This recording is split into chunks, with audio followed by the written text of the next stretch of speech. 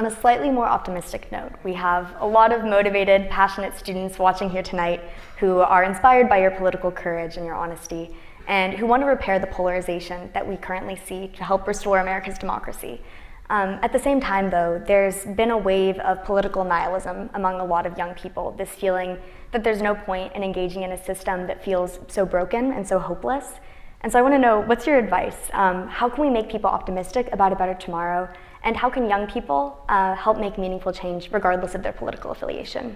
You know, I think that is, as I said, just such an important message for people to take with them. And that is that, yes, we're at a moment of peril, certainly for our country, but the solution and the way out is by the action of individuals.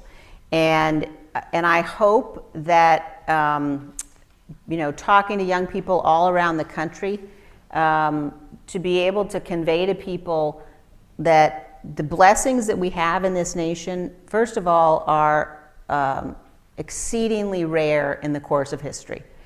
And that means that each one of us has a responsibility and an obligation. And I know, you know, sitting where some of you are in college or in graduate school and looking at what's happening in politics and what's happening in the government, it can all seem, you know, huge and impossible to influence. But the reality is you are the only ones who can influence it, the only ones. And that means you have to run for office. That means you have to get engaged. It means you have to do it at a local level. It means that you cannot sit back. And I say this at a moment when a lot of elected officials are sitting back saying, that's somebody else's problem. Hopefully this is going to get resolved. I don't have to deal with it.